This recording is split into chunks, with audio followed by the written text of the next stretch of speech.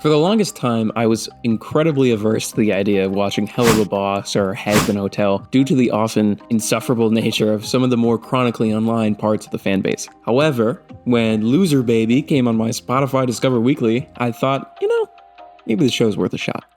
And I'm really glad I gave it a shot. As I enjoyed the full 8 episodes of its first season, I fell in love with the characters, with each of them feeling fleshed out, purposeful, and endearing by the time the credits rolled. One character in particular stood out to me more than any others, and of course, I'm talking about the radio demon, Alastor.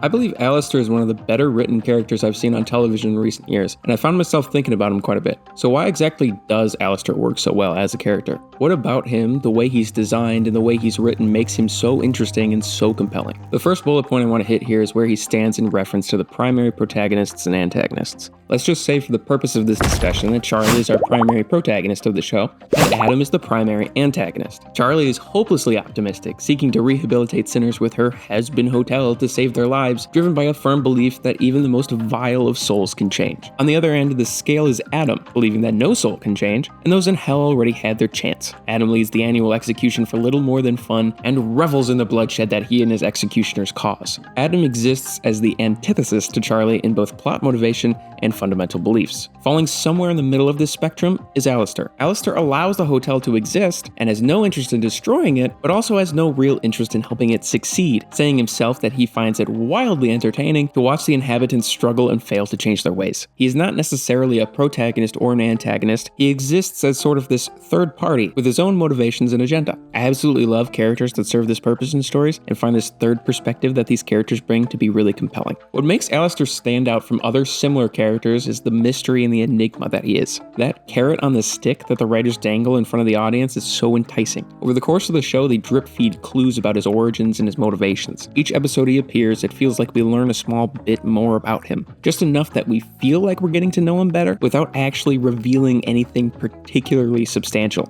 For example, early on we learn about his status as an overlord, his relationship with Vox, then his past as the dominant overlord, broadcasting the screams of his victims over his radio broadcast, then learning he's actually subject to a deal that he made in the past with someone else. Each of these details feels substantial without them actually revealing all that much information about him at all. Each detail adds more fuel to the burning desire we all have of what the truth about Alastor really is. Why did he leave? Why did he return? Who did he make a deal with? We can assume and infer things, but there's not really anything given concretely. What are the constraints of his deal? What are his ultimate goals? What is the full extent of his powers? The list just keeps going on and on. In other narratives, characters with too many questions can feel frustrating, but with Alastor, the pace and the quantity at which we learn about him makes the gradual discovery both captivating and very satisfying. He benefits from what I would call kind of like the Boba Fett effect. He looks cool, he sounds cool, and we don't know all that much about him. I don't think Alastor would be quite as popular as he is now if he was the main character. With Alastor, of course, the mystery is a huge appeal of his character, but the mystery isn't just about his origins, motivations, or other plot-related traits. Even his true feelings are a big question mark. Part of how the writers make Alastor likable is juxtaposing him with much more detestable characters.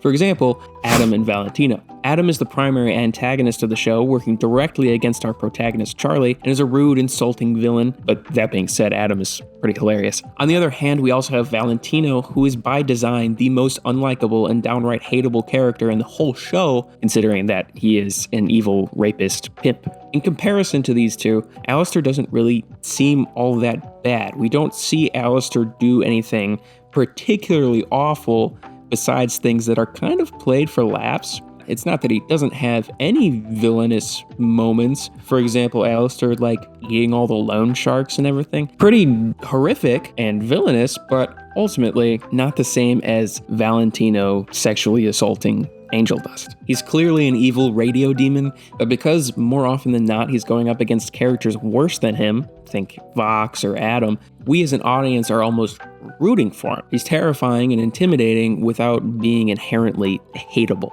One of my favorite scenes in the show is the short cutaway conversation that Alastor and Nifty have right before the final battle. For perhaps the first time ever in the show, Alastor shows what is seemingly, you could argue this, but what is seemingly genuine fondness for the group, admitting he's grown attached. And you can assume he's not lying here because he has nothing to gain from keeping up this facade that he keeps up with everybody else with Nifty. It's this moment of oh, does Alastor actually have feelings? And it makes him more of a multi-dimensional character. Now, I've explained how I think Alastor has been written in a way that makes him charming and likable, but I really haven't dove into what makes him such a good villain. He is terrifying. The most prominent part of his design and the pivotal key that defines it is his unflinching smile. It's unsettling the same way clowns in like the movie Smile are unsettling. It's unchanging, unmotivated expression. No one expresses emotion in that way. No one keeps a smile for longer than a few seconds or minutes. To constantly wear a smile no matter what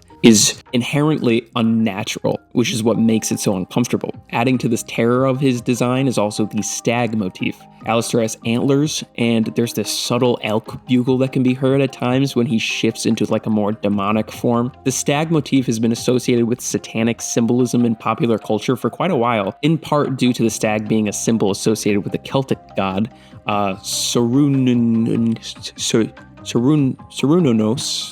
I don't know how to pronounce that. Culturally, we make that subconscious connection with demons and the occult to a red stag. It bears similarity to Baphomet without being a direct reference. Baphomet has horns, but it's not a stag, so Alastor's not necessarily the devil, but he's definitely kind of a bad dude. You know what I mean? If you're interested in reading more about the role stags play in horror pop culture, Sci-Fi is a really great article that I'll link in the description for you. There's definitely something both really cool and a little unsettling about the whole radio aesthetic. I think it's got something to do with the similarities and the connection that it has to that found footage sort of stuff in like lost media, quote unquote. I think there's an appeal to the whole old and original, overcoming a corrupt entity hiding behind the guise of progress. For example, in Stayed Gone when he's going up against Vox. It's similar to an underdog effect where you want to see the washed up original overtake the fraudulent successor. It makes him more likable in that sense, and that's part of why Stayed Gone works so well to establish Alastor's character. The last point I want to touch on here that I think makes Alastor such an effective character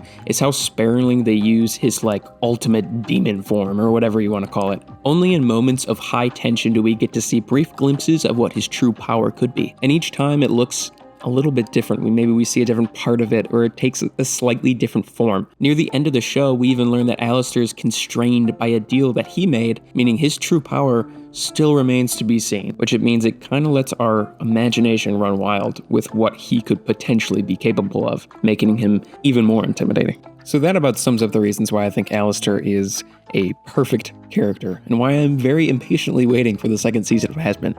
As always, please feel free to disagree with me. I would love to hear your thoughts in the comments. Thanks for watching, looking forward to catching you in the next one.